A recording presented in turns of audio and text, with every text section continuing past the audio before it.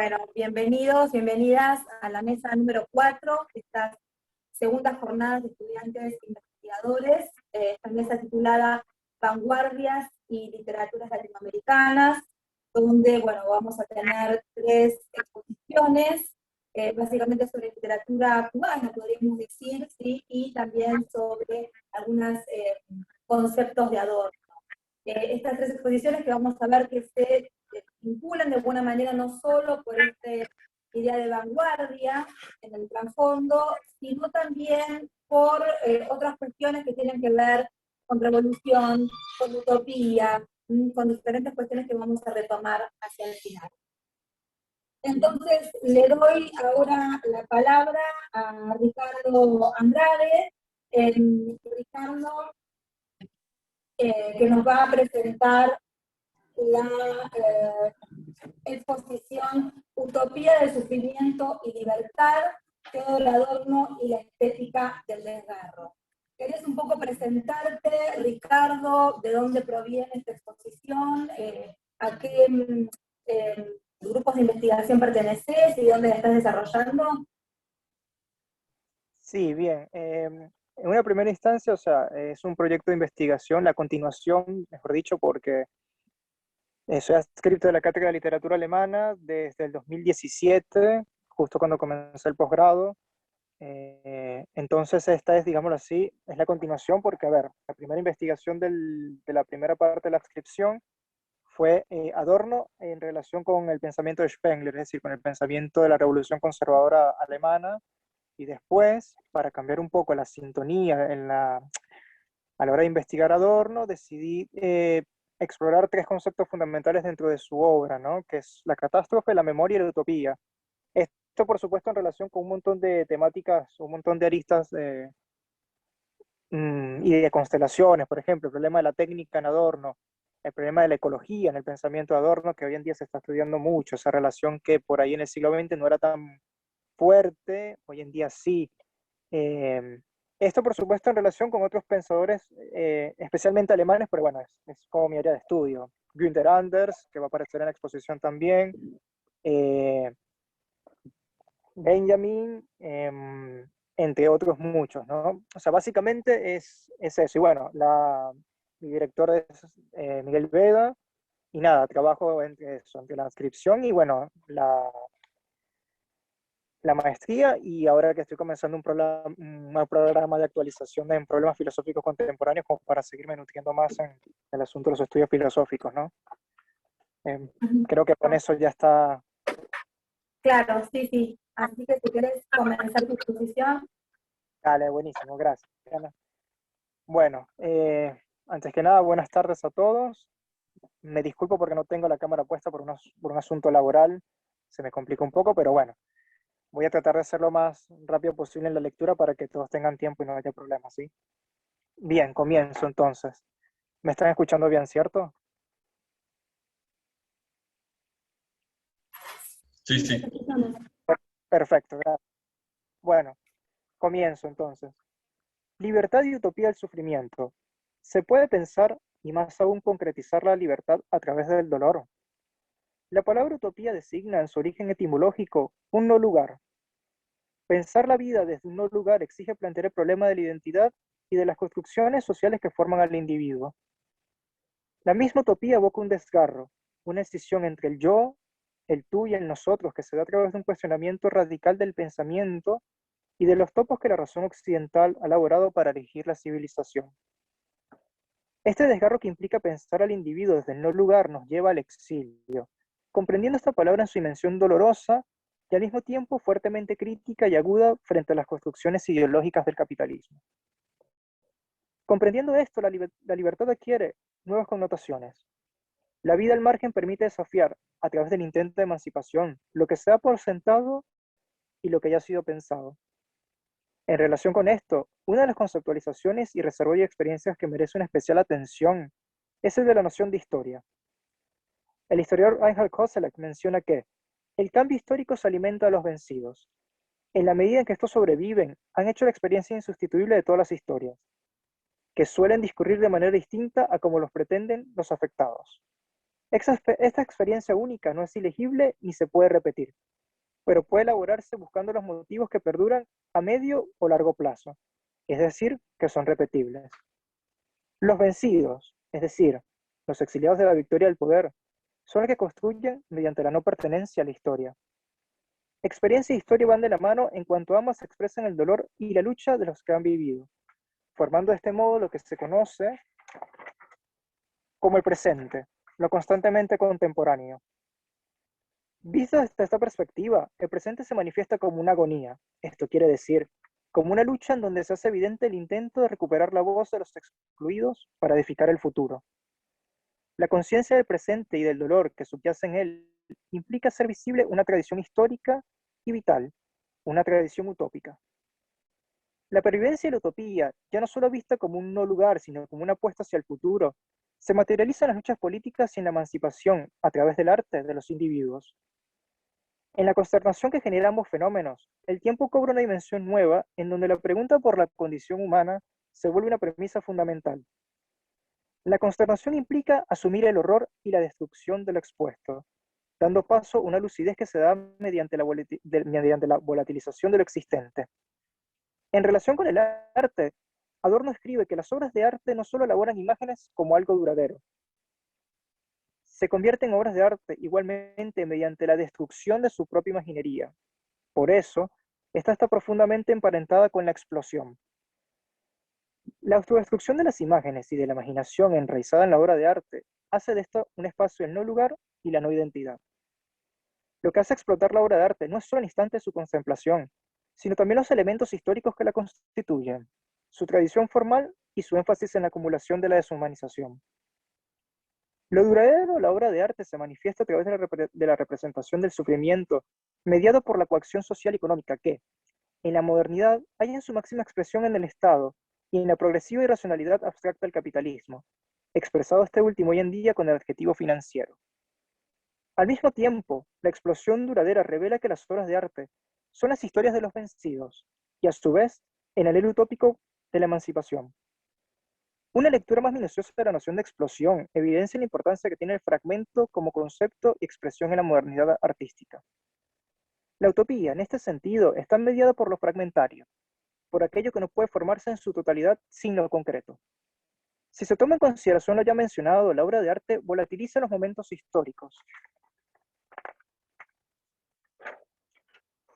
exponiendo la desesperanza y la búsqueda incesante de la utopía concreta a través del humo de las construcciones sociales y económicas del sistema liberal burgués. La explosión que ocasiona el arte difumina el sujeto. La experiencia estética es individual y a su vez plenamente social por la acumulación del dolor y la esperanza de los vencidos. Es interesante señalar en este punto la semejanza que existe entre la tarea de hacer historia y la obra de arte. Siegfried Kracauer, siguiendo las intuiciones del historiador alemán Leopold von Ranke, escribe que el historiador, pues, debería borrar su yo no solo a fin de reproducir en forma desapasionada el curso de los acontecimientos pasados, sino con vistas a transformarse en un observador participativo, absorto en el espectáculo excepcionalmente significado que se desarrolla sobre el escenario del mundo. Esta concepción del yo diluido en las experiencias históricas y artísticas para una mayor compenetración con el escenario del mundo, no es fortuita la alusión al arte teatral, adquiere una dimensión desgarradora cuando se piensa que una de las representaciones más oscuras de la barbarie, el horror y la tragedia en la historia lo constituye el terror nacional socialista y la tecnificación de la razón. ¿Cómo pensar el yo después del campo de concentración, la bomba atómica o el dron, corolarios de la técnica moderna? ¿Cómo pensar la libertad desde un yo borrado, desde la noción de individuo que ha sido abruptamente socavada por el genocidio y en la actualidad por supuestas, entre comillas, leyes económicas destructivas? Krakauer evoca una curiosa figura, el del observador participativo. Esta noción que puede muy bien suscribirse tanto al historiador como al artista o al filósofo, esta noción puede muy bien suscribirse tanto al historiador como al artista o al filósofo. Observar la tragedia de la historia implica participar de ella en cuanto toma de conciencia, es decir, participar del dolor colectivo para transformarlo en una reflexión crítica sobre la catástrofe de la irracionalidad racional. En este sentido, el observador participativo se apropia de la experiencia no solo para esbozar una crítica a la civilización, sino también para edificar, a través del intento de unión entre la teoría y la praxis, los fundamentos de la utopía concreta. Si nos seguimos ateniendo a las imágenes teatrales del pensador alemán, el espectáculo que se desarrolla en la modernidad es el de la progresiva alienación del individuo y la sociedad.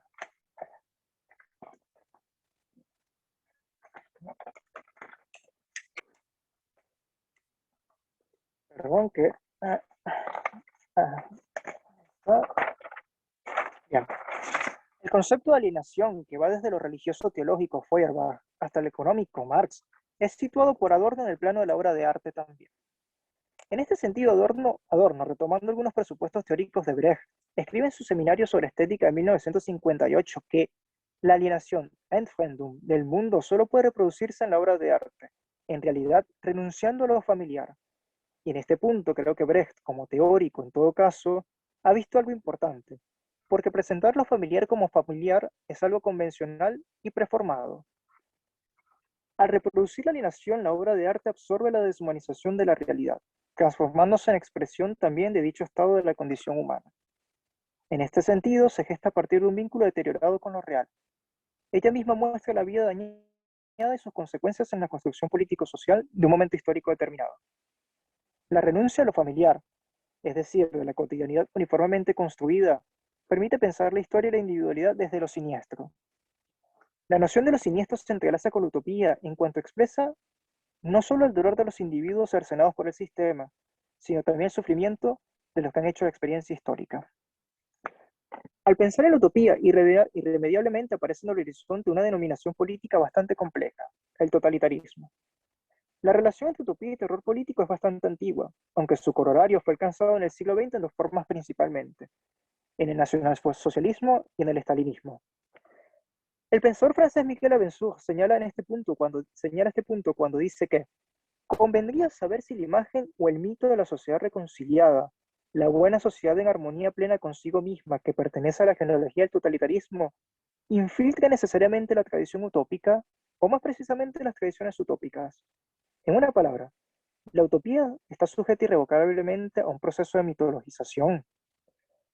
Retomando el concepto dorniano de explosión, la obra de arte volatiliza a la sociedad reconciliada y expresa las disonancias que existen entre la vida individual y las relaciones sociales. Si la obra de arte muestra el sufrimiento al que son sometidas las personas por el sistema socioeconómico, su estruendo emancipatorio permite pensar el impulso utópico fuera de la genealogía del totalitarismo y lo ubica dentro de los anhelos de libertad de los sujetos. Vista desde este punto, la mirada estética del observador participativo adquiere una nueva dimensión, la de explorar la noción de libertad. El problema de la libertad conlleva necesariamente a pensar la ética. En relación con esto, la pregunta que formula Bensuge en el párrafo citado es ilustrativa en cuanto resalta uno de los problemas fundamentales de la teoría y la praxis, es decir, los procesos de mitologización que los seres humanos construyen y que devienen en formas irracionales de la política. Se ha transformado la libertad del mundo administrado en un mitologema. Para profundizar aún más en esta pregunta que concierne a la ética, un concepto es clave, el de la vergüenza prometeica. Este concepto, creado por el pensador Günther Anders, remite en primera instancia a la relación que tiene el ser humano con los aparatos técnicos. Para Anders, la vergüenza es un acto irreflexivo que degenera en una situación de perturbación y que fracasa porque el hombre, ante una instancia, ante la que se aparta, se experimenta a sí mismo en esa situación como algo que, entre comillas, no es, pero que sin embargo sí que es de manera inevitable. Al pensar la libertad desde esta perspectiva, ella provoca una perturbación que expresa, por un lado, el anhelo utópico de un futuro mejor y, a su vez, la imposibilidad de concretizarlo en la praxis por la alienación. Esta dialéctica de la desilusión, que no está exenta de la esperanza como principio transformador, evidencia la vergüenza en la que está sumido el sujeto contemporáneo. El anhelo utópico se entremezcla con la frustración, disolviendo cualquier compromiso con la formación de un etos emancipador. De esta forma, ante la pregunta por la libertad, el ser humano experimenta la ambigüedad de no reconocerse a sí mismo como un ente capaz de crear vínculos sociales y políticos libres, pero podría llegar a transformar dicha situación. Esta transformación se da en diversos ámbitos. Uno de ellos es en la obra de arte. La experiencia estética tensa la relación que existe entre el sujeto y las experiencias históricas, llevando de este modo la libertad hasta sus últimas consecuencias. Si la libertad está mediada por la falsa felicidad y por la exigencia irracional de siempre permanecer en estado óptimo, ella se transforma en una ramificación del embrujo fetichista característica de la mercancía. Esto conlleva a que el no es, entre comillas, que señala Anders, devenga en realidad social. La obra de arte, por su carácter explosivo, dinamita la apariencia de una totalidad basada en esta libertad del, entre comillas, no es, ya que su volatilización deja al descubierto la orfandad del sujeto frente a sus propias abstracciones. La libertad y la utopía, al perder su potencial fuerza constructora debido al mundo administrado, se transforman en meras representaciones formales de un anhelo que, muerto antes de nacer, no apunta a nada. De esto se puede deducir la crisis del sujeto en el marco del capitalismo biocognitivo contemporáneo. Para Andrea Fumagalli, en este nuevo estado del capitalismo, asistimos a la superación de la separación entre producción, circulación y consumo. En el capitalismo biocognitivo, el acto de consumo es, al mismo tiempo, participación de la opinión pública, acto de comunicación y marketing de sí mismo. En este sentido, el consumo permite una ulterior valorización de la mercancía. Este acto de consumo se concibe desde una totalidad que anula uno de los rasgos principales de la obra de arte, la negatividad. El en sí mismo que señala el pensador italiano está fuertemente marcado por el deseo de participar en lo público, no desde la utopía, sino desde la alienación. La obra de arte, especialmente desde el siglo XX, no apuesta al acto comunicativo. Trata de abolirlo a través del silencio y la problematización del lenguaje. Ambas instancias para pensar la existencia atentan contra la mercantilización de la palabra y la libertad. De manera que la experiencia estética socava la idea de una bios estrictamente vinculada al homo economicus. De esto se deduce que, a través del silencio y la problematización del lenguaje, los sujetos puedan pensar la libertad desde la plena conciencia que otorga la negatividad. Para desmitologizar la palabra, atravesada esta por la hipermercantilización y el marketing del en sí mismo, se hace necesario repensar la función del lenguaje en la vida social a través de la mudez. Mudez que no es plenamente tal, ya que, como se ha señalado, evoca las contradicciones de la experiencia desgarrada. Al mismo tiempo, esta desmitologización de la palabra adquiere tintes históricos y políticos relevantes. Esta aproximación permite vincular la experiencia al terror, la memoria y los vencidos en pos de un intento por emancipar a los sujetos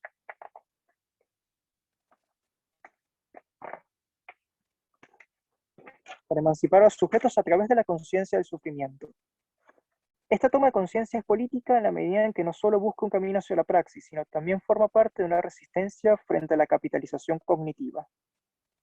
Si en el mundo abstractamente administrado por la economía especulativa sufrir es percibido como una debilidad dentro del engranaje, la conciencia estética hace de esa debilidad una posibilidad hacia un pensamiento utópico, es decir, una apuesta a un futuro mejor.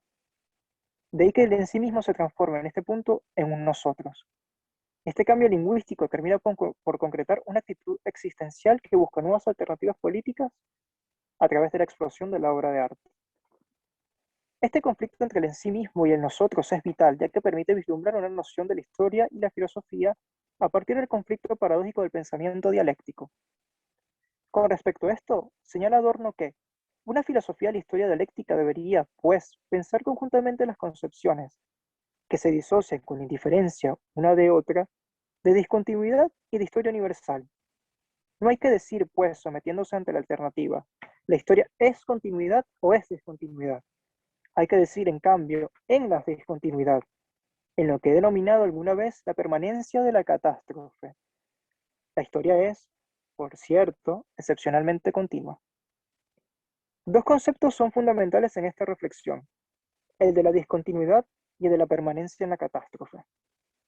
¿Se puede concretar un nosotros en el mundo actual cuyas mediaciones parten y se entrelazan a partir de las disrupciones y la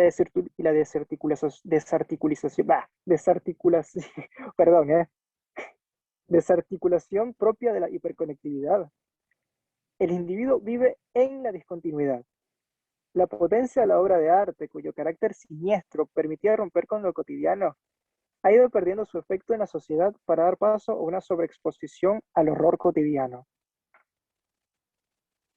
Ha ido perdiendo su efecto en la sociedad para dar paso, dándole lugar a una enajenación que inmoviliza a los sujetos.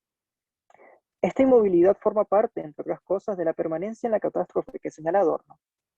Esta continuidad en el horror, cuyas dimensiones se han incrementado gracias a los avances de la técnica, logra ser del en sí mismo una hipóstasis, ya que el único refugio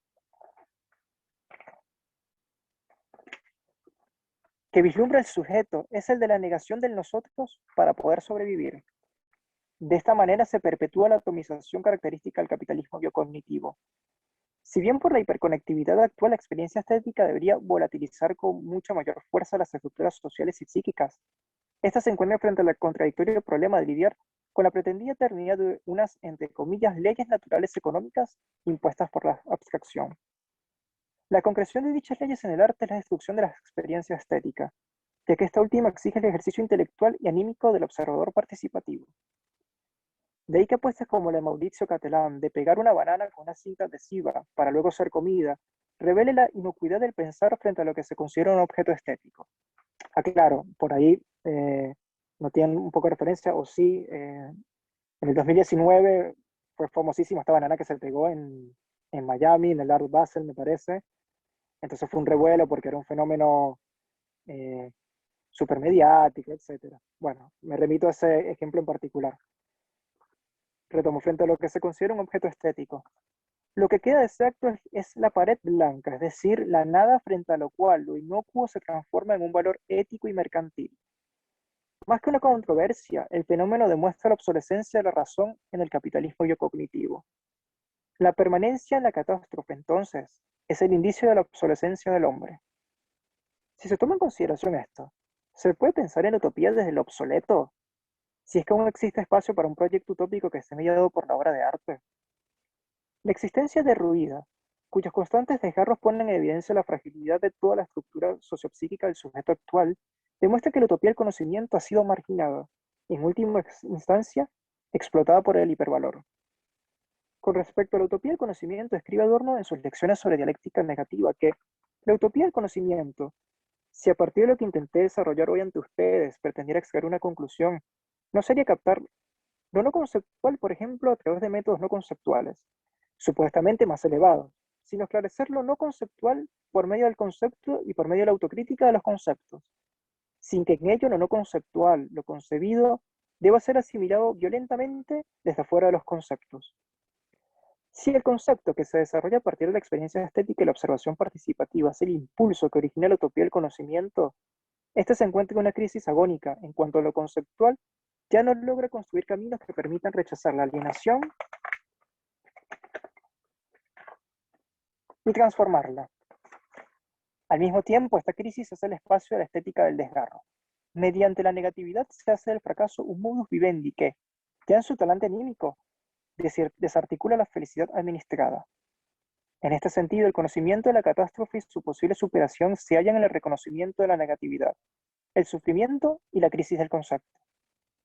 La crisis se transforma de este modo en el desgarro que permite vislumbrar un mañana que, poblado de los fantasmas de los vencidos de la historia, es el comienzo de un pensamiento conceptual radical basado en la incesante búsqueda de la utopía. Gracias.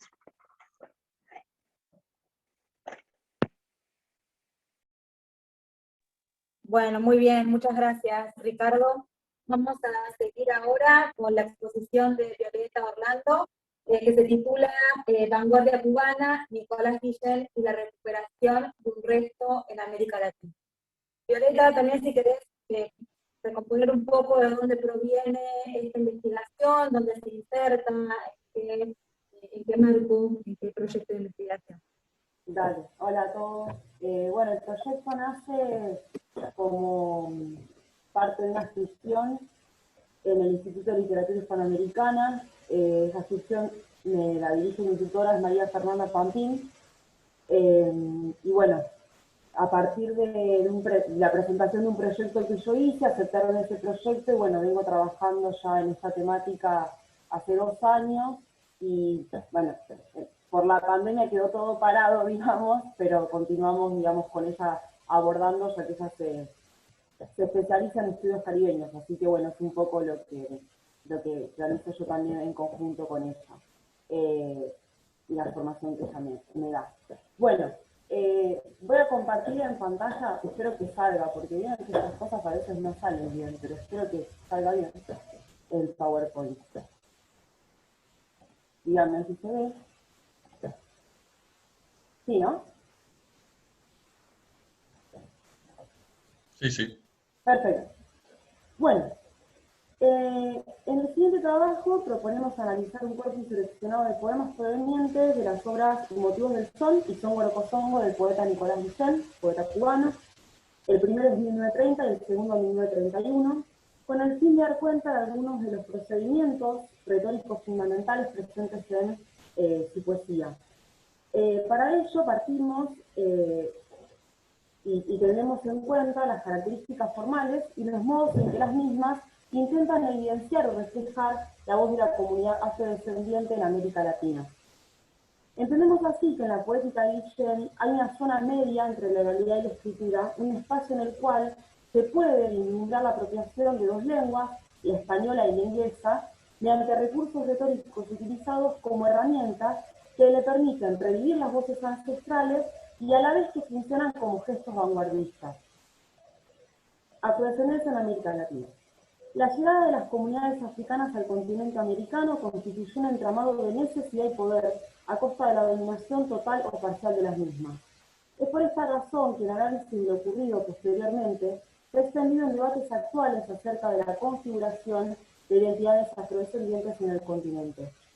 En consecuencia, Alejandro Campos García, en Identidades políticas en tiempos de afrodescendencia, autoidentificación, ancestralidad, visibilidad y derechos, aborda dicha problemática y propone considerar que ser afrodescendiente no solo es ser parte de un pueblo distintivo en su respectivo Estado-nación, sino también referente de una similitud transfronteriza que captura un núcleo común, aspectos fundacionales y denota el sentimiento de haber participado de una experiencia política, económica y cultural idéntica que trasciende individualidades y también generaciones.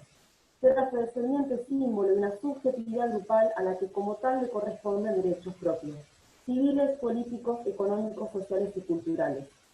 Campos García, 2015. A continuación proponemos analizar de qué modo estos aspectos se configuran en la obra de Nicolás Guillén. Poesía e identidad, devolver la voz.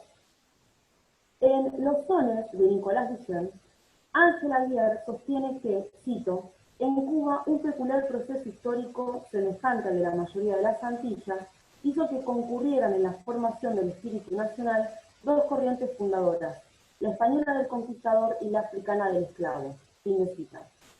En ese sentido, al abordar la obra guilleniana, esto que plantea Auer resulta recurrente, y si tomamos como primera aproximación el prólogo a Songo Rocosongo, el autor afirma el carácter mestizo de la siguiente manera. Cito: la inyección africana en esta tierra es tan profunda. Opino por tanto que una poesía criolla entre nosotros no lo será de modo cabal con olvido del negro. Y las dos razas que en la isla salen a flor de agua, distantes en lo que se ve, se tienen un garfio submarino, como esos puentes son los que unen en secreto dos continentes. Por lo pronto, el espíritu de Cuba es mestizo, y el espíritu hacia la piel nos vendrá el color distintivo. Algún día se dirá el color cubano. Estos poemas quieren adelantar ese día. Fin de cita. En efecto, consideramos que es desde la punzante pregunta retórica, desde la necesidad de hacer visible el olvido, desde donde el autor asume la inyección africana en esta tierra y la particularidad de la poesía criolla cubana en su sentido mestizo. El color cubano se presenta como gesto que permite pensar la poesía guilleniana en movimiento, un movimiento que va desde el interior del lector, su espíritu, hacia afuera, transformar a los lectores en su fibra más honda para luego transformar la realidad. De este modo, África y la africana aparecen como lo impuesto, lo inyectado, lo importado, al tiempo que resulta necesario hacer resurgir sus rasgos para reconfigurar la poética y por consiguiente la identidad de la isla. En el primer poema de Songo Rocosongo, que lo muestro aquí, Llegada, yo tomo una parte del poema, dice un poco más para que lo puedan seguir leyendo si les interesa, pero yo tomo solo una parte. Observamos que el yo lírico se identifica mediante el uso de la primera persona del plural. Aquí estamos, la palabra nos viene húmeda de los bosques, y un sol enérgico nos amanece entre las venas. El puño es fuerte y tiene el remo. Tiene citas. El espacio nuevo y exótico se impone como desafío, pero nunca imposible de domesticar. Cito: nuestro pie, duro y ancho, aplasta el polvo en los caminos abandonados y estrechos para nuestras filas. Fin de cita. En un llamado a la unidad, la fortaleza servirá como apropiación del nuevo territorio. Cito: Compañeros, aquí estamos, bajo el sol, nuestra piel sudorosa reflejará los rostros húmedos de los vencidos, y en la noche, mientras los astros ardan en la punta de nuestras llamas, nuestra risa madrugará sobre los ríos y los pájaros. Fin de cita. Los sujetos se mimetizan con la naturaleza en un gesto de poderío, y si en el camino hubo vencidos, quienes llegaron al continente pisarán fuerte esta nueva tierra. De este modo el poeta propone pensar su obra desde esta dualidad entre África como espacio perdido, como lugar que quedó en el pasado, y Cuba como la isla que necesita conformar su identidad nueva, mestiza y mulata. En la canción del bongo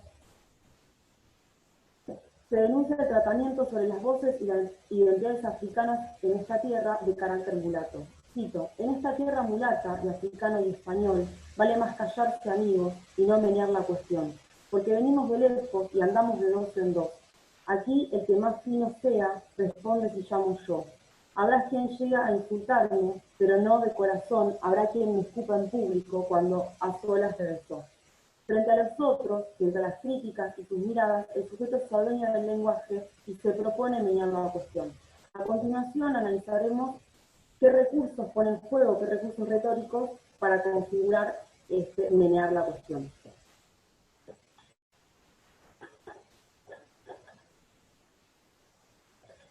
Perdón.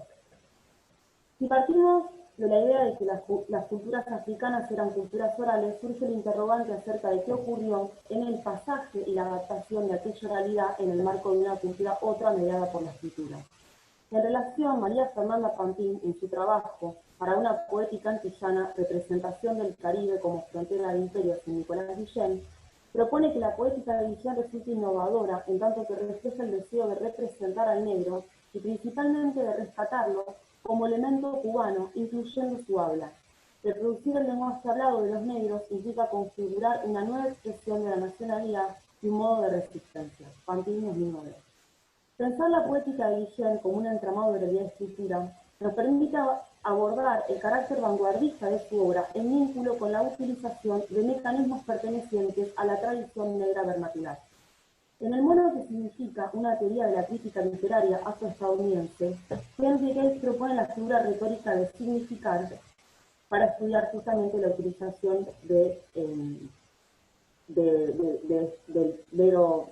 la utilización del lenguaje vernáculo negro en algunas poesías estadounidenses. Nosotros lo vamos a traer acá en Guillén.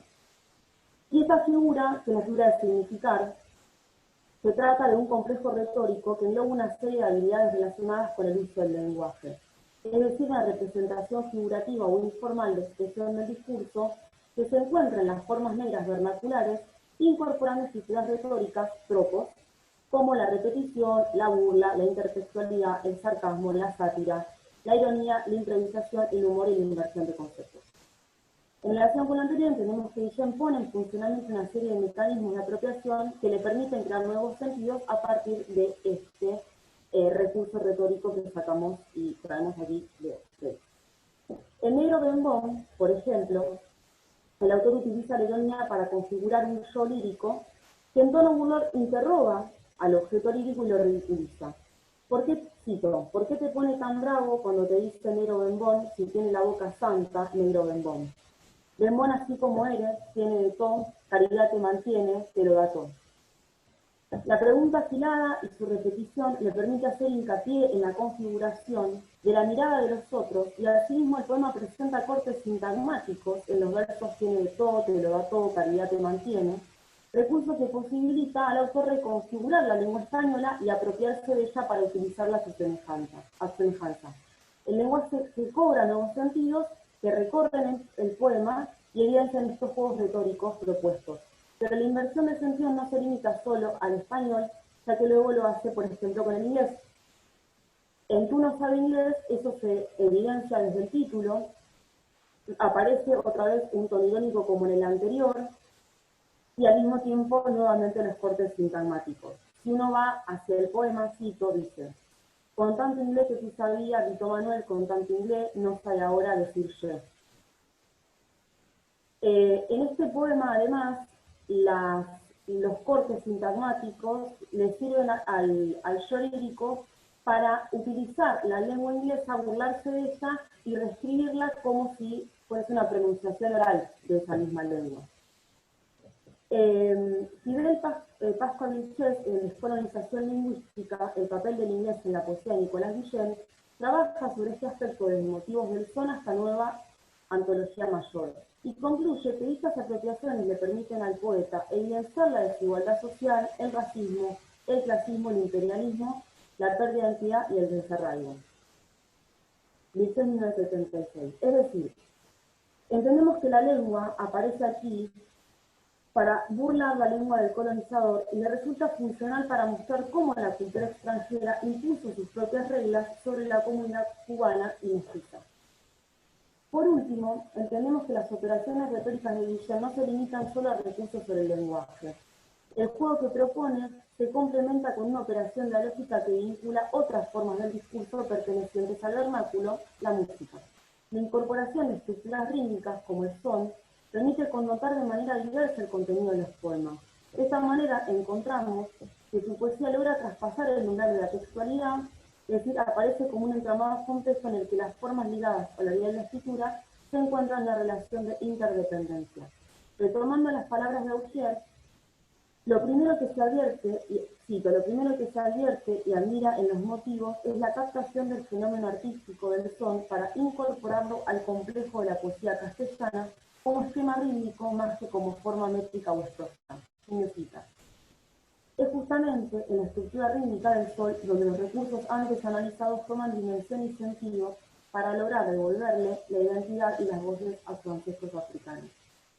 Hemos analizado hasta aquí de qué manera la obra de Nicolás Guillén surge como resultado de la llegada de las culturas africanas al continente americano, específicamente a Cuba, y de qué modo el autor interpela a sus lectores poniendo el eje en el carácter mestizo de la isla. En ese sentido, hemos propuesto indagar sobre los mecanismos de apropiación que utiliza el autor para crear nuevos sentidos y que le permiten no solo constituirse como escritor de vanguardia, sino también rescatar su propia identidad. Es por ello que concluimos que es en esos recursos retóricos donde descansa el gesto político del autor, que hace renacer sobre el rastro perdido, tapado, censurado de su cultura. Y como dice en esta cita que parafraseo de Mendel, la razón negra se forma de estos sujetos fragmentados, compuestos de pérdidas genealógicas. Creemos que Nicolás Guillén le devuelve a sus sujetos una identidad que nunca tuvieron dentro del continente, tuvieron a medias, y la unifica esas partes en un todo que rescata la voz de los callados. Sí.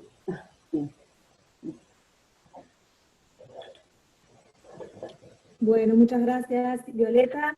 Seguimos entonces ahora con la última exposición de esta mesa, que es de Alan Sacco. El título es La perspectiva revolucionaria de Lunes de Revolución. Alan, como tus compañeros, si querés presentarte un poco, decir de dónde proviene tu investigación, dónde te insertas, si lo está en algún proyecto o dónde, adelante. Dale, muchas gracias. En principio esta investigación proviene de un Filosit dirigido por Leonardo Candiano, que es las representaciones del intelectual en disputa, analizando el caso cubano entre 1959 y 1971. Este Filosit también se desprende en realidad de una práctica que llevamos como taller de investigación por fuera de la academia, luego de haber compartido un seminario de letras. El seminario se desprendió con los compañeros que quisimos seguir en el plano de esta investigación, y bueno, cuando salió la oportunidad de presentar el Filosit, nos presentamos ya con los papeles, digamos. Y de paso, también fue el puntapié inicial de una investigación de doctorado que estoy comenzando en estos meses, que va a tratar justamente de Lunes de Revolución, así que si les parece doy pie a iniciar esta ponencia. También voy a presentar acá un pequeño power con respecto a Lunes de Revolución. Perdón. ¿Se ve bien? Supongo que... Se ve bien, sí, sí. Perfecto. Lunes de Revolución. Es una revista que se desprende de justamente el periódico Revolución, a 2 meses de consumada la toma de poder por parte de los revolucionarios. Era un semanario literario dirigido por Cabrera Infante, y el periódico Revolución había sido parte de la red de comunicación clandestina durante la guerrilla, y lo dirigía Carlos Franchi. Era el órgano oficial del movimiento 26 de julio, es decir, los de Lunes de Revolución se plantan desde ese lugar. Rápidamente se constituyó en uno de los magazines más populares de estos primeros años de la Revolución Cubana, pero sin embargo queda recordado por ese carácter polémico, tal como lo mencionan diferentes autores. Rangel Giró es uno de los que más trabaja sobre esto. Duró muy poco, duró poco menos de 3 años, en parte se debe a sus fuertes polémicas, en parte a una situación general en la isla. Queda muy recordado este semanario por el famoso caso PM, que llevó a reuniones en la Biblioteca Nacional de diferentes intelectuales que le plantearon al gobierno revolucionario algunas inquietudes con respecto a la cultura, y de ahí nace el tan recordado discurso Palabras a los intelectuales de Fidel, que justamente este año se cumplirían 60 años de dicho momento.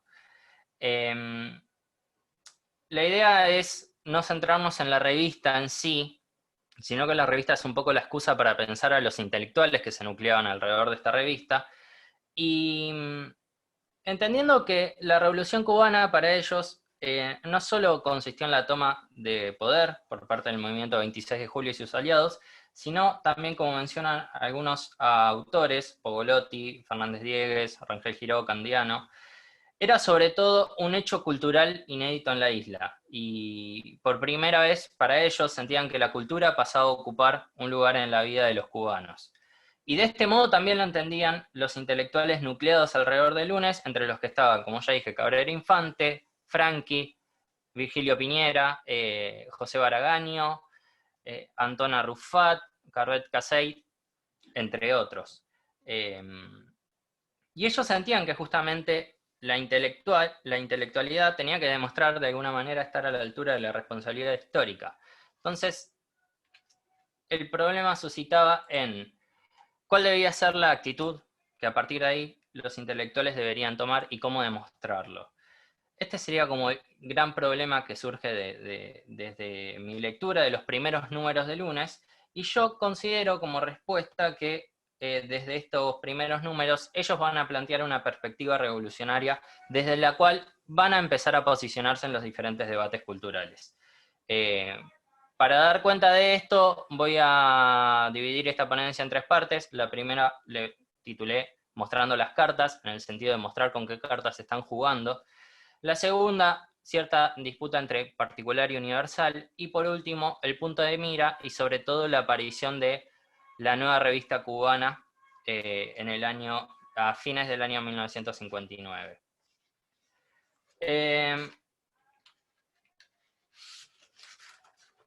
Mostrando las cartas. En ese marzo del 59, cuando sale el primer número de Lunes, se abre con un texto que se llama Una posición.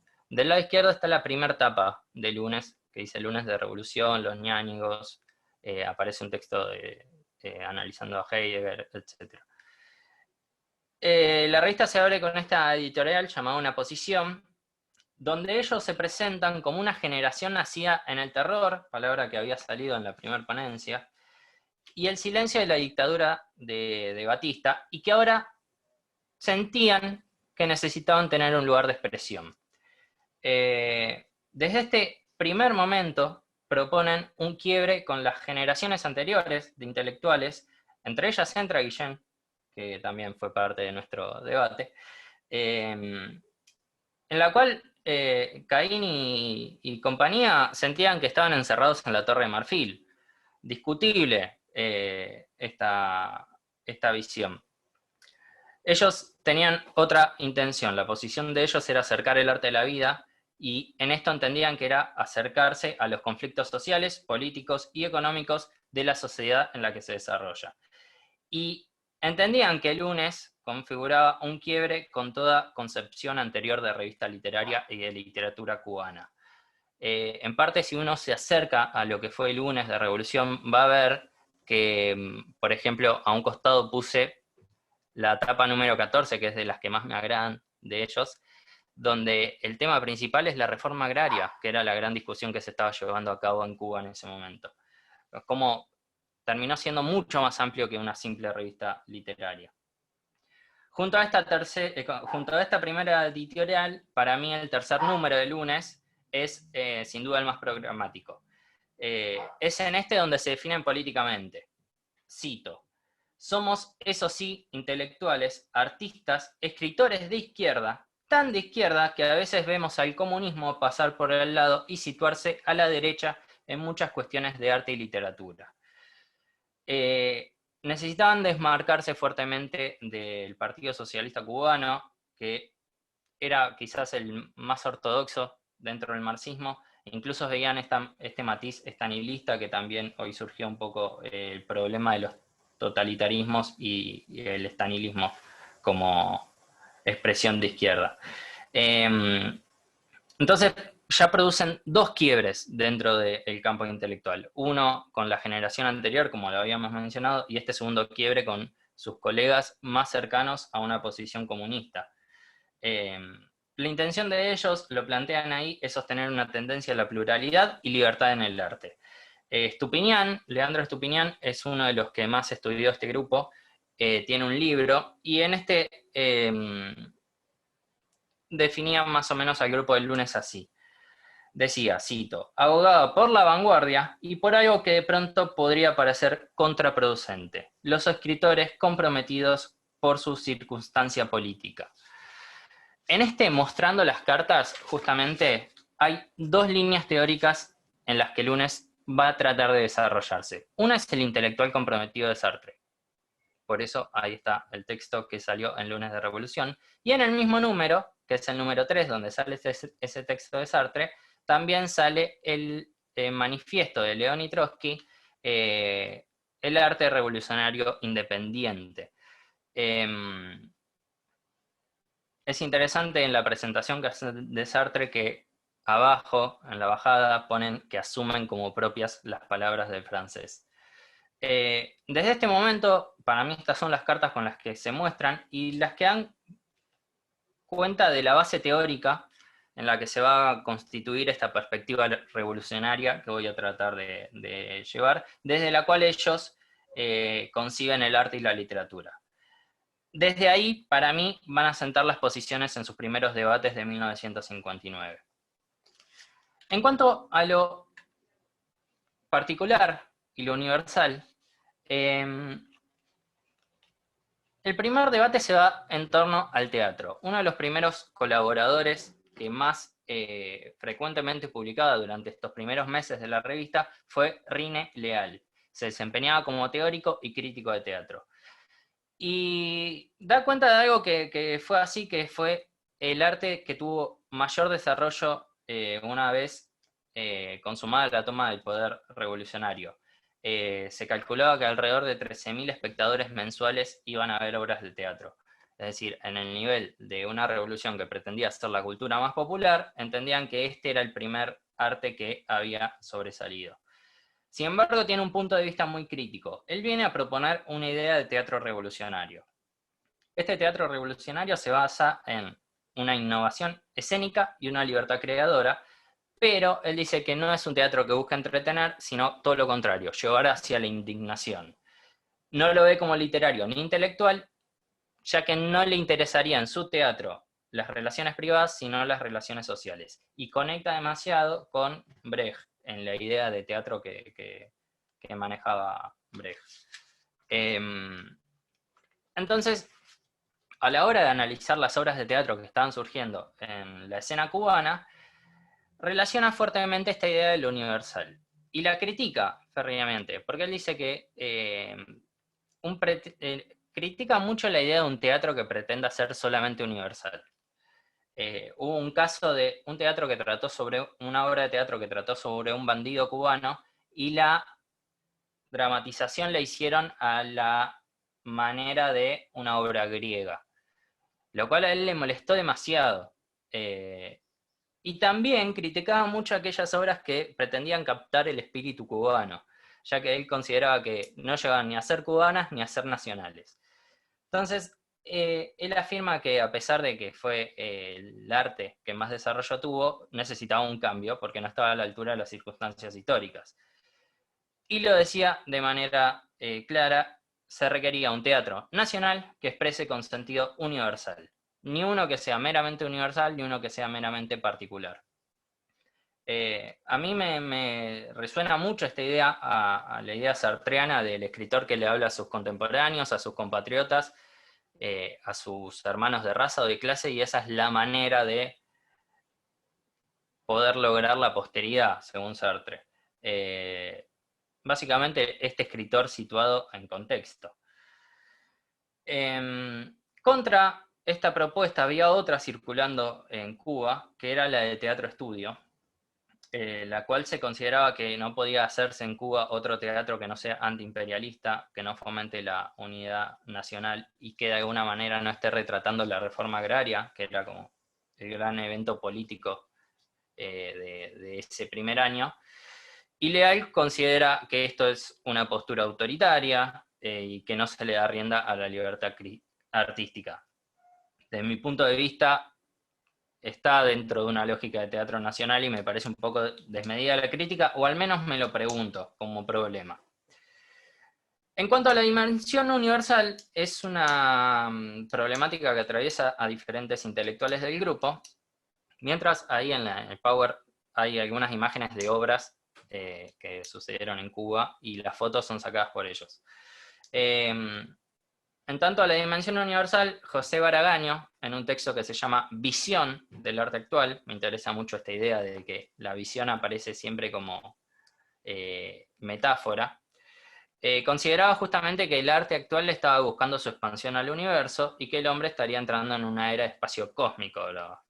En este sentido, planteaba un arte revolucionario que exija una nueva relación entre individuo, materia artística, a la vez que una transformación completa en los medios de expresión. Y Franchi, otro de los intelectuales que estaba alrededor de esta revista, en un número que era especial sobre el movimiento 26 de julio, enfatiza justamente la necesidad del dominio de lo universal. Sin embargo, entiende que hay que quebrar con esa lógica dependiente de la cultura y para él, nuevamente, la forma sería universal, pero la existencia tiene que ser nacional. Por lo tanto, el intelectual, solo sumergiéndose en su realidad, podrá encontrar la fuente de la verdadera cultura nacional, decía. Es como una línea transversal que se puede ver alrededor de estos primeros números, donde yo encuentro fuertemente un linaje sartreano, a la vez que se combate seriamente esta noción de arte por el arte. Sin embargo, hay cierto límite a la hora de pensar la relación entre cultura y Estado, donde ellos remarcan fuertemente la necesidad de una política cultural, aunque no conciben que ésta esté dirigida estatalmente. En algún punto tienen ese temor a lo sucedido con el estanilismo y entienden que la libertad, yo creo, creadora, no entra en negociación. Así entramos a la última parte de este recorrido, que es el punto de mira. Punto de mira, este título lo pongo a modo de ejemplo también en una sección que salía mucho en esta revista, hacia los años 60 principalmente empieza a salir el punto de mira, pero es interesante en el sentido de también la aparición de la nueva revista cubana. Uno de los textos más relevantes de este primer periodo de la revista es este que acabo de poner en diapositiva, que es Retrato del intelectual como joven aldeano, de un escritor llamado Eduardo Bolívar. Hace una especie de radiografía en la que concluye fuertemente que en Cuba no hay intelectuales.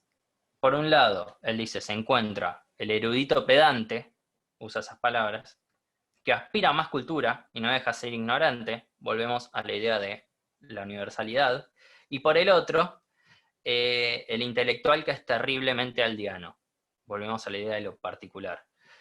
Para él, ambos casos son negativos, a la vez que serían la causa de una cultura estática que ellos ven en Cuba. Bolívar afirma que la patria es más que la aldea, por lo tanto se necesitarían intelectuales que creen y no aldeanos orgullosos de sí mismos. Bajo este horizonte es que aparece la nueva revista cubana, que estaba en manos de grupo amigo de José Lezama Lima. Y Baragaño y Piñera atacan férreamente a esta aparición desde el periódico Revolución, no tanto desde el Lunes. Acá este carácter polémico se nota mucho en este debate sobre la nueva revista cubana. Ellos consideraban que la crítica debería ser lacerante, lo dicen con esos términos. Es decir, básicamente buscaban que el ataque sea fuerte hacia sus contrincantes. Y acá la critican de un estilo fuertemente, dicen, estilo florcita, es palabra que utilizan, y entienden que la nueva revista cubana representa lo más rechazado por ellos de la generación anterior. Lunes busca quebrar fuertemente con Orígenes. Esa es una de las causas de este gran debate con la nueva revista cubana. Baragaño, en este sentido, me parece interesante, plantea que las revistas literarias se hacen para dejar establecido un sistema de coordenadas, una posición, volvemos a esta idea del escritor situado, y Piñera, sí, cito, dice, el escritor respetuoso nunca arriesga nada y termina entregándose a la literatura conservadora. En comparación con Lunes, la nueva revista se afirmaría en una libertad artística, pero entienden ellos lejos de la realidad social. Y acá quizás lo más polémico, advierten la necesidad de que la revolución termine de una vez con este estilo que ellos consideran afrancesado e inmanente. Acá tengo en la diapositiva las tapas de cómo era la nueva revista cubana, que tiene como, desde mi punto de vista, una estética muy solemne, muy clásica, frente a tapas como las que planteaba Lunes, con mucho juego artístico, eran a color, acá no las consigue a color, pero todas las tapas diferentes, punto por el que han sido criticados hacia el 61 cuando cierra la revista. Pero en definitiva, para mí, el grupo nucleado alrededor de Lunes construye una perspectiva revolucionaria que enlaza la libertad creadora con el compromiso social y el conocimiento universal con la existencia nacional. Parafraseando a Trotsky, también, a partir de este tono polémico que utilizan, no solo podemos considerar que establecen una posición, sino que se presentan como los garantes del punto de mira de la revolución que les observa. En el marco de este conflicto que tuvieron hacia el final con el documental PM, los detractores de la revista, una de las cosas que más le criticaban era que parecía que ellos pretendían dirigir la política cultural desde sus páginas. Y justamente en el texto que ya cité de Franqui, él hacia el final propone 10 medidas que el gobierno debería tomar. Yo creo que está en juego la necesidad de que la triunfante revolución asuma la perspectiva que tenía Lunes, porque la consideraban correcta, aunque tenía sus contradicciones. E incluso es por estas contradicciones que diferentes autores, como Pavolotti, Guerra, Rangel Giró, comprendieron que la popularidad que tuvo Lunes en estos primeros 2 años refleja de alguna manera el momento de indefinición política, de puja política, desde mi punto de vista, no indefinición, de los primeros años de la Revolución Cubana, que, por si no saben, hacia el 61 recién se declara socialista. Y en conclusión, en los primeros meses de Luna de Revolución fue surgiendo una voz para los debates culturales, pero sobre todo una posición desde la cual mirar los eventos inéditos de esta vida cultural cubana. Esta perspectiva revolucionaria no carece de sus contradicciones, pero creo que en parte es por esa propia impronta de querer conformarse como los garantes del punto de mira definitivo de la revolución. Si podemos nuevamente encontrar una coherencia en la visión de estos intelectuales, es la libertad creativa, compromiso social, cultura nacional y alcance universal.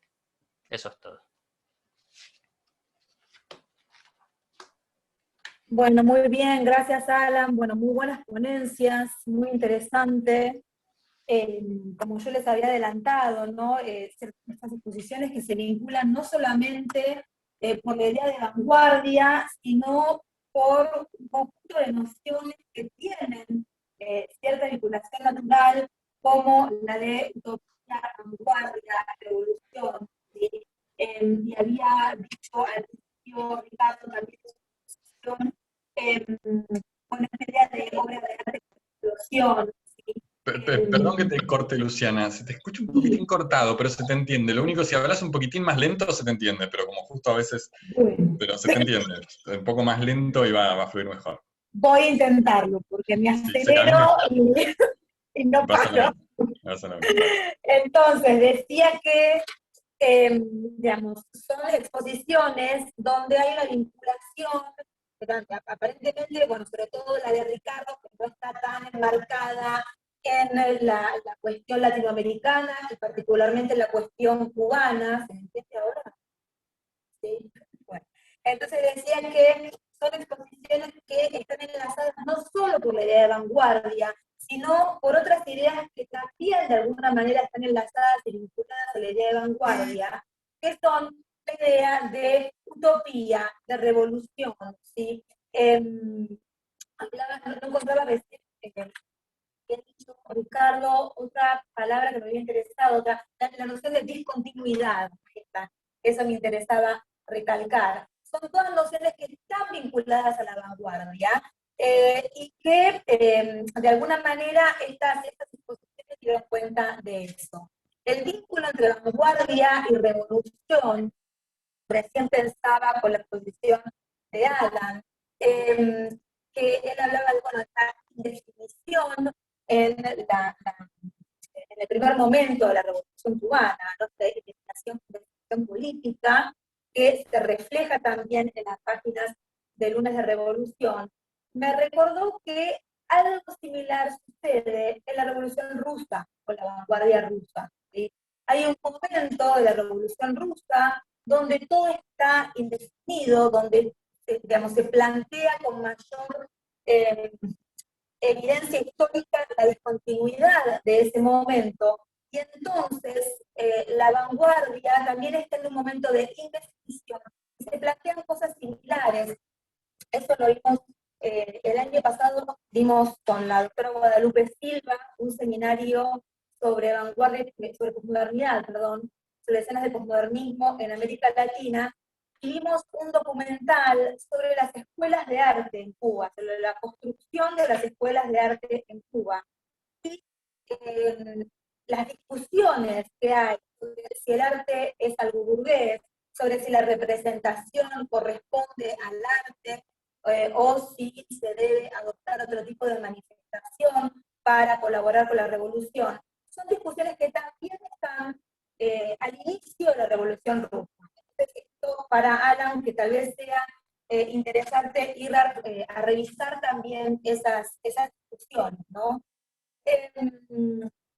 Y luego, en cuanto a la idea de vanguardia como un momento de paréntesis, como un momento de discontinuidad, a mí me gusta mucho la noción de Gauss de umbral de época, ¿no? Pienso que la vanguardia es el modo estético en que responde el arte a esos momentos de paréntesis, a esos momentos de umbral. Y esto está vinculado también con la teoría que planteaba Ricardo de la utopía como un no lugar, que también está presente en la vanguardia. Esto de religar el arte con la praxis vital no es otra cosa que una de las principales utopías del siglo XX. Bueno, mientras estoy pensando otras cuestiones que también apunté, no sé si quieren hacer algún comentario, también preguntas tengo. Si quieren plantear alguna pregunta mientras tanto en relación con estas cuestiones. Estoy mirando también otras cosas que...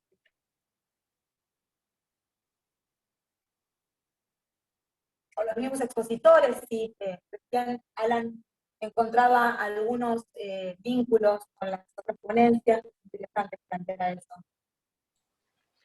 Sí, quizás un comentario más anecdótico de la relación de Lunes con Guillén, justamente. Dale. Que que Lunes, en su intención de querer cortar toda relación con generaciones anteriores, a algunos escritores le quedaban dando vueltas y decían qué hacemos con ellos. Guillén fue uno de los que más colaboró en Lunes, siendo fuera del grupo, y tuvieron principalmente discusiones en torno a la primera votación del concurso de Casas de las Américas, pero es como uno de esos poetas que ellos, cuando empiezan a hacer linaje de escritores que sí consideran que Cuba tiene que seguir teniendo en sus bibliotecas, Guillén lo retoma mucho. Y creo que en parte es por toda esta ponencia que bien había hecho Violeta en esta conquista del problema de la negritud, del afro, que en el Caribe es tan importante. Sí, y más que nada en un rescate de esa identidad que tiene Guillén, de una identidad particular del cubano, esto de la idea del color cubano, ¿no? Que bueno, es un mestizaje, y en ese sentido le quería preguntar un poco a Violeta si estaba trabajando un poco en la problematización de esa noción de mestizaje, que bueno, tiene su zona de debate en los estudios latinoamericanos. Sí, o sea, esto es parte de todo el marco teórico que estuvimos trabajando, y claro, es polémico porque hay como muchos puntos de vista en relación con qué es ser mestizo, ¿no?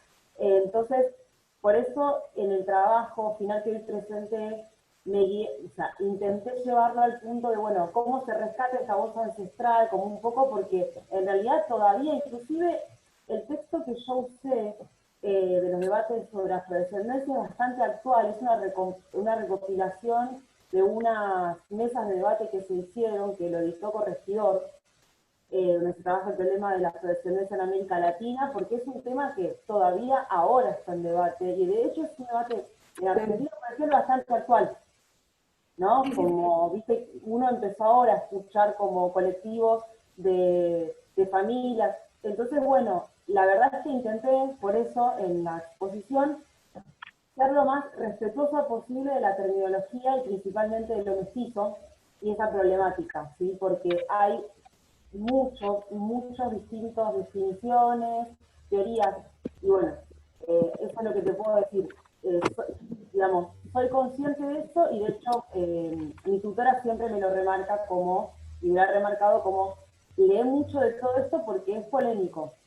Claro, sí, me imaginé que Fernando te lo había señalado, pero bueno, es algo polémico, y está bien que señales que es en los últimos tiempos, porque en realidad es algo que se empieza a revisar con los estudios postcoloniales, ¿no? Claro. Y no solo en el ámbito cubano. Entonces hay toda un área que vas a tener que profundizar en el estudio de esto, porque es muy importante que lo revises para problematizarlo, porque además es muy interesante la problematización que se hace. Este tipo que editó Corregidor es sumamente interesante porque son de distintos países de América Latina, distintos expositores, y de hecho destierra inclusive mitos que uno tiene, como, bueno, si el expresidente es negro, como es en Estados Unidos, entonces el problema se va a terminar, ¿viste? Como esos mitos, y bueno, todas esas polémicas que también me parece que suman, principalmente para uno que no está tan familiarizado con esos temas, en Argentina principalmente, pareciera que... Claro, sí, porque nosotros lo tenemos como bastante silenciado eso.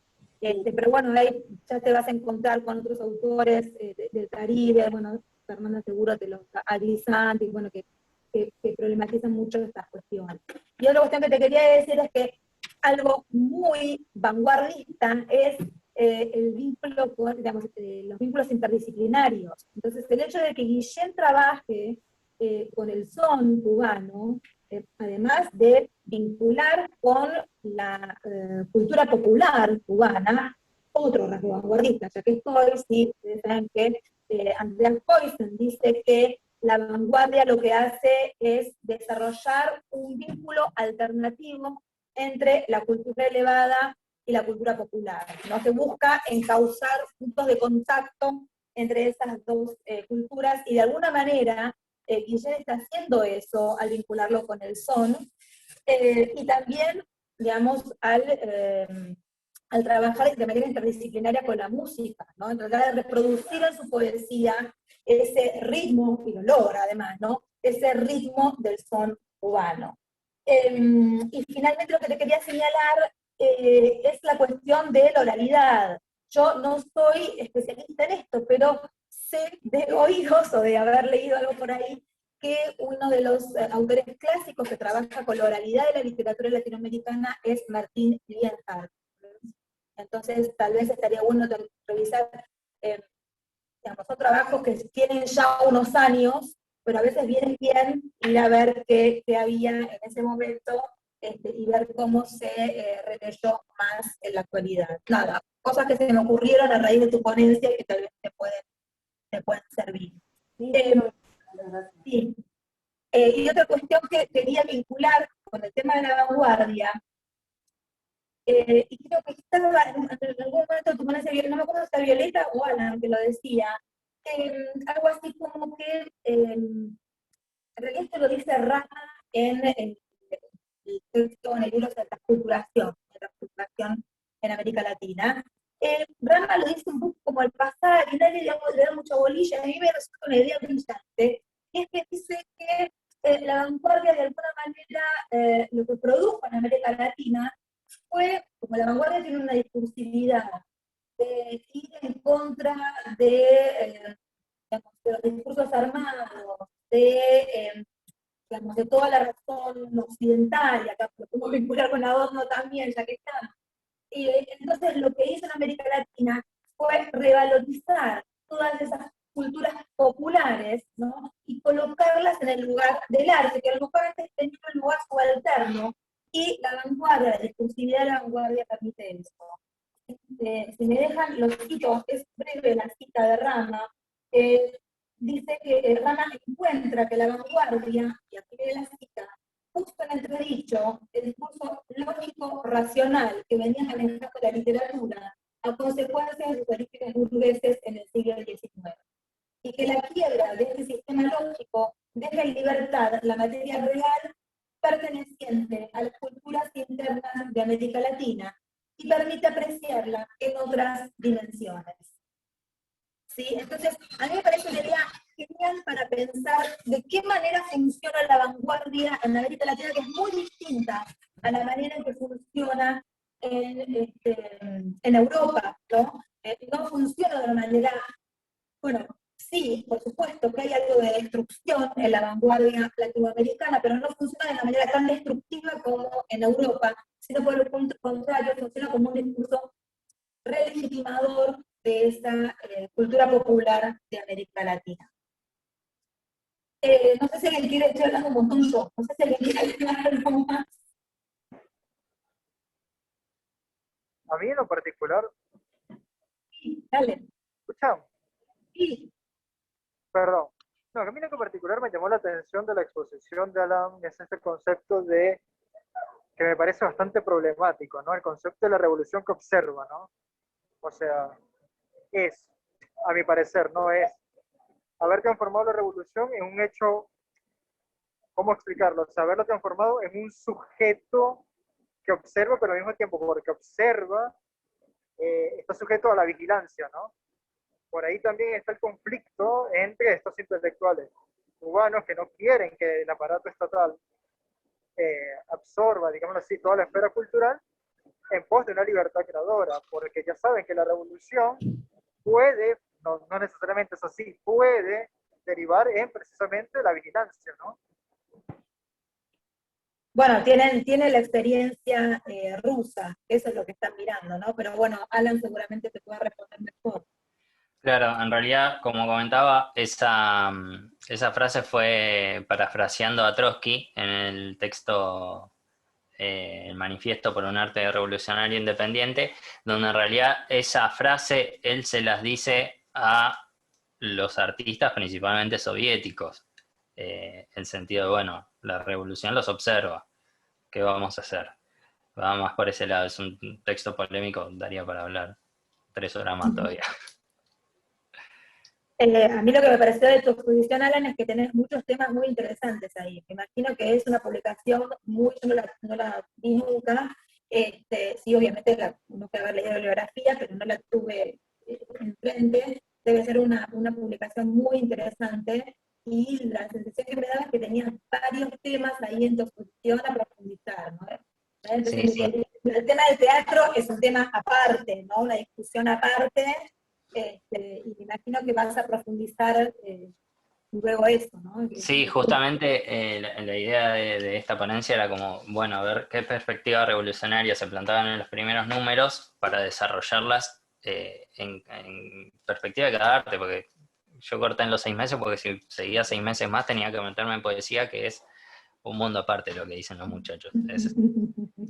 Luna de Revolución lo que tiene de particular es que en principio ellos se sienten derrotados en el 61, cuando sale Palabras a los Intelectuales, y cuando se propone que Lunes confronta mucho con un diario que particularmente decidió llamarse Hoy Domingo. Y bueno, desde ahí dijeron, bueno, no puede, ya estaba el problema de la revolución de que los papeles los ofrecía el Estado, los papeles digo para imprimir, la imprenta. Y dijo, bueno, no podemos andar publicando 2 revistas para que se estén peleando. Crean la Unión de Escritores para que desde la revista Unión, bueno, vayan y discutan ahí, en el terreno, todas las revistas vayan ahí. Y de la mano también de Casa de las Américas, fueron como los 2 terrenos donde los escritores del Lunes terminaron derivando. Entonces, como que el Lunes de Revolución, en parte, todavía es un capítulo un poco olvidado de los primeros 2 años de la Revolución. Uno enseguida recuerda Casa de las Américas y, y las Sí, revistas se que cita en fueron general en posteriores. relación con el episodio de PM. Claro, Se cita en general en relación con eso. Por eso digo que debe ser, que además viendo esas tapas, debe ser un objeto muy, muy interesante. Y el problema que uno tiene cuando trabaja con revistas es ese, que tendés, digamos, porque una revista obedece a la actualidad de su época. Entonces, una revista es de alguna manera, en términos de Foucault, que lo nombraba de mañana, es una dispersión, ¿no? Te dispersás para todos lados, y a veces cuesta encontrar esos hilos de debate, que es necesario, es tarea del investigador justamente, reconstruir esos hilos de debate, para lograr encontrar esa lógica o esa narrativa, si se quiere también, que es necesario armar en una investigación, ¿no? Entonces, bueno, estás en eso, por eso te decía que te veía que tenés como varios focos ahí abiertos, que necesitan ser profundizados y que necesita que le dediques, que te dediques a eso, que recortes el teatro por un lado, que recortes las polémicas por otro, ¿no? O que recortes las polémicas con los otros grupos, con los anteriores, con Orígenes, ¿no? Eh, Porque bueno, son todas cuestiones que es necesario profundizar y bueno, ahí tenés, me parece, un objeto riquísimo para explorar. Me encanta la revista justamente por eso, porque responden a esa actualidad.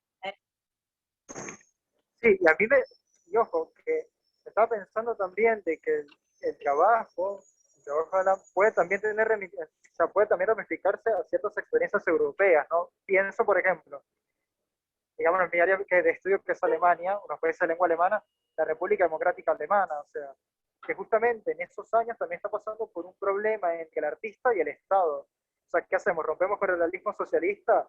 ¿Nos adscribimos a las políticas estatales? ¿O, que fue lo que pasó a partir de los 70, empezó a haber una prosa y una poesía mucho más personal, ¿no? Y eso obviamente trajo conflictos con la esfera del partido. Sí, yo por eso le nombré la cuestión de la Revolución Rusa, ¿no? Para revisar, yo para estudiar en profundidad, pero para revisar que hay muchas de las discusiones que son muy similares también, conforman una unión de artistas y discuten, bueno, cuál debería ser el arte de la revolución, bueno, hasta que después viene el realismo socialista y tira abajo todo, ¿no? Pero mientras tanto, hubo mucha discusión sobre eso, y a veces en hacer esas comparaciones, y no solo con la literatura, sino hacer las comparaciones incluso con otras disciplinas. Cuando uno trabaja en discusiones vanguardistas, hacer la comparación con qué pasa con otras disciplinas sirve mucho para pensar los problemas que se abren, ¿no? En esas discusiones.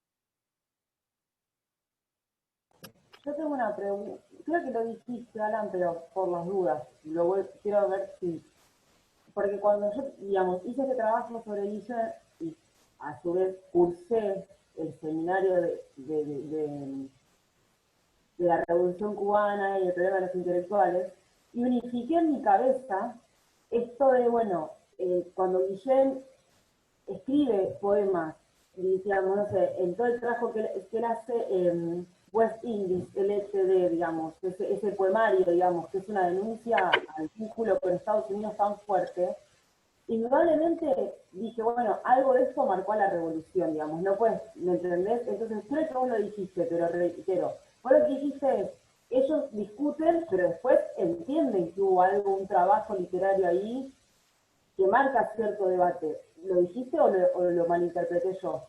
Sí, en realidad, por eso repito la idea de que Lunes recuerda mucho ese carácter polémico. Hay una sensación que te deja leyendo Lunes de que ellos se plantean como el puntapié inicial de lo que viene. Entonces, como que la recuperación del pasado, recuperan figuras como Martí, y después no se les llaman Lima y dicen, todo bien allá, en los años 30, ya está. Como que a partir de ahora tiene que venir esto. Y con Guillén tienen, bueno, este problema que fue el que te comenté, de decir, bueno, pero la obra de Guillén dice cosas que nos interesan también. ¿Qué hacemos con eso? Es muy interesante. Eso también, bueno, yo no sé exactamente si Lunes de Revolución se lo puede considerar una revista de vanguardia, ¿no? Realmente no lo sé, no la conozco, no la he mirado, supongo que no, porque, digamos, al estar tan de cara a la revolución me parece que es otra cosa lo que están buscando. Pero sí encuentro lo que decís, algunos rasgos que tienen que ver con esa cuestión vanguardista, que tiene que ver con este recorte de una genealogía, ¿no? Una vanguardia lo que hace es eso, en realidad siempre se dice que rompe con la tradición, se repite todo el tiempo eso. Es más compleja la operación. No solo rompe con la tradición, sino que lo que hace es conformar una genealogía propia, es decir, armarse un pasado propio, ¿no? En donde colocarse, una serie donde colocarse. Y tal vez es eso lo que están haciendo en eso, cuando dice, bueno, les llama Lima, todo bien, pero allá a los 30, ¿no? Y cómo hacen ese recorte, y a Guillén sí lo incorporan. Y estaría interesante, Violeta, investigar, bueno, cuál es esa influencia en Guillén de la revolución, ¿no? Claro, pero ahí sale otro abanico de posibilidades, ¿no? Es decir, pensándolo como antesala a la revolución, más allá del vínculo que Guillén tuvo con Fidel y de parte de la poética de él que se refiere, digamos, no está alejado, pero un poco más allá, y no sé, ahora se me ocurre, viste, que ahí puede haber otro hilo conductor en lo que pasó después, que yo no lo tomo en este trabajo, pero se podría tranquilamente extender hacia ahí. Sí, la verdad que ahí tenés un hilo para tirar de la cuerda interesante. Y bueno, finalmente quería comentar, bueno, la idea esta que trajo Alan de Adorno, ¿no? De la obra de arte como explosión. Ustedes saben que Adorno es un pensador que cuando dice arte, en realidad está diciendo arte de vanguardia, ¿no? Porque Adorno, corregime, Ricardo, si no es así, pero de alguna manera el arte que vale para Adorno es el arte de vanguardia justamente por esa capacidad que tiene de alguna manera de desalienar, ¿no? De extrañar lo familiar, y que bueno, eso es lo que pasa de alguna manera en ese contexto europeo donde, digamos, el orden burgués, por llamarlo de alguna manera, está completamente instalado. Lo que pasa en América Latina es otra cosa con la vanguardia, ¿sí? No es una copia exacta, justamente porque viene a insertarse en otro ámbito. Y ahí están esas discusiones acerca de si el intelectual aldeano o si hay o no realmente intelectuales, ¿no? Porque justamente la base social es otra, y por lo tanto la discursividad vanguardista produce otra cosa. Pero sí podríamos considerar que también produce una explosión del arte en América Latina, pensando, por ejemplo, en la revalorización. Ustedes saben que, por ejemplo, el surrealismo produce una revalorización muy fuerte del arte amerindio, ¿sí? Pongo este ejemplo para que es muy gráfico acerca de qué manera la vanguardia avanza en ese sentido, ¿no? En ese tipo de revalorización. donde ese extrañamiento que produce la obra de arte en realidad termina siendo una vuelta hacia lo propio.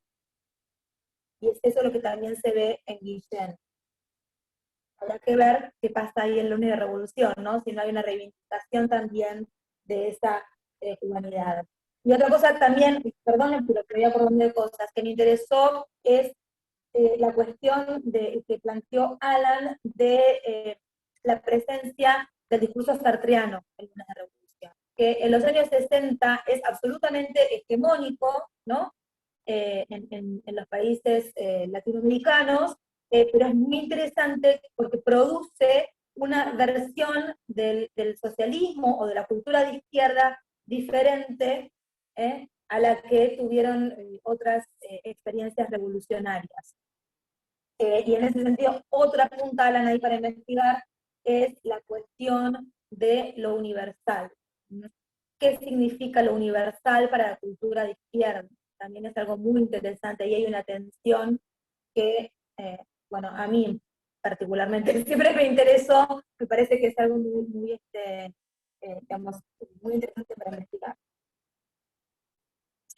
Bueno, no sé entonces si quieren plantear algo más, y alguno de los, tenemos, de la gente que tenemos presente, si quieren plantear algo más.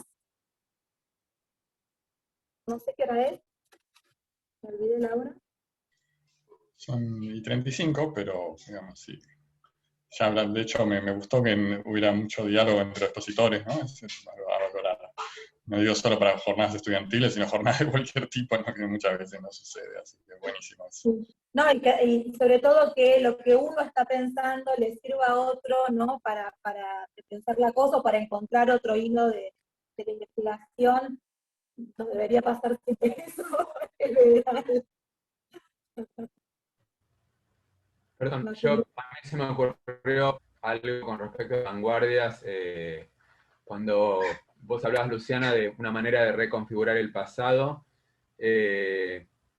Me acordé, bueno, haciendo honor al apellido de Ricardo, de otro Andrade, de Oswald Andrade, y de esa manera de, justamente pensando en los antropófagos, digamos, de tomar eso de Europa, de deglutirlo y armar otra cosa, ¿no? Esa relación con Europa, porque hablamos de vanguardias latinoamericanas, y bueno, pensamos en la vanguardia cubana, pero también, justamente yo pensaba en paralelo con lo que pasaba en Brasil, y bueno, era interesante ese movimiento, y también la concepción pensaba temporal, ¿no? De cómo hay un juego que a veces dice, bueno, nos corremos del año 0 de Cristo y vamos al momento en que un obispo sardina es deglutido, entonces, ¿cómo cambiar el eje temporal, ¿no? Entonces, pensaba también en similitudes y diferencias, también cuando hablabas de cómo algunas vanguardias reincorporan la cultura, digamos, nativa de acá. Bueno, justamente eso se da en parte en Brasil, pero en desmedro justamente de la cultura negra. Entonces, bueno, voy a ensalzar a la cultura nativa, digamos, indígena, pero la cultura negra la dejo de lado y tienen que pasar muchos años con Lima Barreto, con otros. Sin embargo, bueno, con Guillén, digamos, se da otra vertiente que no se da en Brasil. Entonces, bueno, eso yo pensaba. Y también en relación a lo que hablaban, digamos, del tema de no sé si llamarlo la negritud o qué, pero bueno, lo que pasa en Estados Unidos, en donde está esta cuestión de qué es considerado negro o no, digamos, esta cuestión de la raza en un sentido bastante peyorativo, creo yo, ¿no? En donde, bueno, tal vez en el Brasil o en otros países se da de otra manera. No, ese era mi aporte. Y bueno, lo que planteas con respecto, bueno, hay un tema, si le decimos negritud, negrismo, ¿no? Es muy, la terminología es muy sensible, digamos. Pero con respecto a lo que decías de la vanguardia brasileña, de la antropofagia, lo que hay para señalar ahí es que otro de los rasgos que tiene la vanguardia latinoamericana diferente a la vanguardia europea es que cuando llega a América Latina, las vanguardias se entroncan con los discursos sobre la nacionalidad y la identidad. Algo que no estaba en discusión para nada en Europa, pero si nos vamos a los 20 latinoamericanos, que los 10 habían sido la mayoría de los centenarios de las independencias de los países latinoamericanos, y lo que plantean esos centenarios es que, digamos, bueno, nos emancipamos políticamente, pero todavía no nos emancipamos culturalmente. Entonces, eso es un caldo de cultivo para que cuando llega la vanguardia a revalorizar todas esas cuestiones, el discurso vanguardista se entronca con el discurso sobre la identidad nacional. Y lo vemos no solo Brasil, ¿no? Con lo brasileño, ¿no? No solo en Guillén con el color cubano, lo vemos acá en las discusiones del marxismo con lo que tiene que ver con el lenguaje de los argentinos, la lengua de los argentinos, y todas esas discusiones, la polémica por el meridiano cultural, ¿no? Que le dicen, no, ¿qué te pasa? ¿Cómo Madrid? ¿No? Bueno, todas esas cuestiones que tienen que ver con esa disputa de lo cultural en América Latina, y que son las vanguardias las que toman la posta de esto, ¿no? De pelear esto. Y habría que pensar qué pasa en ese salto hacia los 60, en la Revolución Cubana, donde también hay una revisión de lo cubano, ¿no? De qué es cubano, y hay una sobre todo una revisión de la emancipación, ¿no? De Cuba. Y algo más iba a decir, y se me fue con respecto a lo que dijiste, pero me vuelvo en algún momento. Pero bueno, tiene que ver con eso, ¿no? Con la articulación de lo nacional y de la identidad de cada país en relación, y esto tiene que ver con la particularidad de haber sido colonizado, pues, la colonización, ¿no? Es ni más ni menos que esto. Bueno, y para apoyar, para apoyar tu tesis, Luciana, de la diferencia, ¿no? Me remito de nuevo a Adorno, o sea, la teoría estética de Adorno, conceptos fundamentales, no identidad. En la vanguardia latinoamericana busca la identidad. Primero, después segundo, el proceso de, bueno, en esa búsqueda de la identidad, también de alguna otra manera se perciben procesos de mitologización. La filosofía adorniana se encarga de tratar de desmontar esos procesos de desmitologización que ya, por supuesto, con diferentes matices, ya habían ocasionado estragos en Europa con el fascismo. O sea, por eso es que es importante, y por eso está excelente tu intervención. Esas diferenciaciones son muy importantes, ¿no? Para esclarecer que si bien se puede haber conexiones, hay realidades concretas y sociohistóricas que marcan la profundización de un movimiento literario o de un escritor en particular, ¿no? Sí, yo, bueno, perdón, pero es mi tema, la autorrevisión es mi tema, la vanguardia. Empecé yo estudiando la vanguardia argentina, obviamente, pero bueno, me fui ampliando hacia la vanguardia latinoamericana, y a mí me parece que hay que volver a pensarla, ¿no? Pensarla con determinados patrones o determinadas teorías europeas, tratando de hacerlo encajar, ¿no? En la crítica del arte, y bueno, trae problemas, muchos problemas. Entonces hay que hacer un poco más elástica esa noción de arte y ver de qué manera se entronca en nuestro contexto, ¿no? Así que, bueno, eso, lo llevé para mi plata. Pero bueno, la vez se llamaba Vanguardia de Literatura Latinoamericana. Bueno, no sé si alguien quiere agregar algo. Sí, digo una cosa nada más, pero lo que acabas de decir No, le tenemos tiempo. que me remite un poco a lo que estábamos hablando hace un rato de cómo utilizar la tecnología y cómo los trabajos sobre, por ejemplo, lo afro, lo afrodescendiente, porque no es lo mismo la vanguardia en Argentina que, como decimos, en Brasil o en Cuba. Digo, en Argentina, de hecho, si uno piensa, inclusive cuando haces estudios sobre literatura argentina, remitiéndonos, por ejemplo, a lo africano, a la descendencia afrodescendiente, ¿no?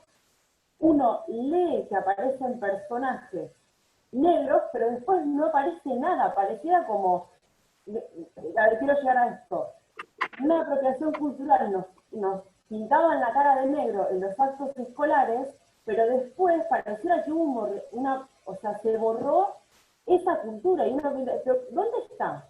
¿Por qué nos pintaban la cara? Entonces, es muy complejo unificarlo como si fuésemos todo lo mismo, ¿viste? Porque incluso Latinoamérica es muy diversa dependiendo de la zona. Entonces me parece que lo que aportás es, bueno, le digo que andas un montón, pero digo, es como, claro, porque a nosotros nos ven como Latinoamérica somos todo uno, ¿viste? Pareciera, y no sucede eso. Bueno, ahí desde la teoría de la literatura latinoamericana hay algunos conceptos que aportan, ¿no? Esta idea de de zona literaria, ¿no? O de región cultural. Creo que, a ver si se lo atribuyo al revés, uno es de Ana Pizarro y el otro es de Rama. No me acuerdo cuál es cuál, creo que región cultural es de Rama y zona literaria es de Pizarro. Entonces, hay elementos para ir a buscar ahí en lo que en algún momento se trató de armar, que era esa teoría de la literatura latinoamericana, justamente para pensar nuestros problemas, ¿no? Entonces, sí, totalmente, es muy diversa la vanguardia o cualquier movimiento, ¿no? En los diferentes países, justamente porque tienen componentes sociales diversos. Pero aún así, digamos, dada la historia común que tiene América Latina, es posible encontrar algunos rasgos, ¿no? Algunos elementos que están presentes en las diferentes culturas, ¿no? Y tratar de trabajar en esa tensión, y lo digo como especialista en literatura argentina, me parece algo fundamental que empecemos a pensar la relación de la literatura argentina con la literatura latinoamericana, ¿no? Cómo se inserta, que para nosotros en nuestra carrera parece que es una misma especialidad y son dos citas. Los de Argentina no saben qué hablan los de latinoamericana y así están. Entonces, me parece muy importante que empecemos a pensar cuáles son esos rasgos que vinculan nuestra literatura argentina con el resto de las literaturas latinoamericanas, porque los hay rasgos en común, justamente por eso, porque hay una historia común, porque hay un desarrollo común, porque hay una base social, no igual, pero que muchas veces más o menos se parece, que se puede vincular, y fundamentalmente porque tenemos el pasado colonial, que eso lo cambia todo, eso lo determina todo de alguna manera, ¿no? No para seguir regodeándose en el problema de la colonización y qué sé yo, sino para pensar nuestros problemas de hoy a partir de ese pasado, ¿no? Y de qué manera eso nos condicionó o nos sigue condicionando de alguna manera.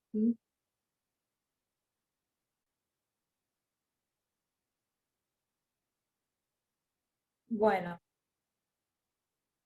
no sé si alguien quiere agregar algo o estamos por terminados, ya nos fuimos charlando, buenísimo, la verdad que no siempre pasa en los congresos que se abra el debate, que uno pueda decir cosas que está pensando en soledad, porque qué sé yo, sobre esto acabo de escribir un artículo, pero ese artículo, no sé, a lo mejor va a salir dentro de un año. Entonces, sobre estas cuestiones, ¿no?, que vincula las vanguardias latinoamericanas. Entonces, bueno, está buenísimo que esté pasando en esta oportunidad, porque es una experiencia para ustedes que están comenzando, y bueno, felicitaciones porque los trabajos parecen muy serios, muy bien encaminados, van bien, ¿no? Y además muy interesantes y muy ricos. Así que felicitaciones. Espero que nos encontremos en próximos congresos, no ya de estudiantes, sino ya de investigadores.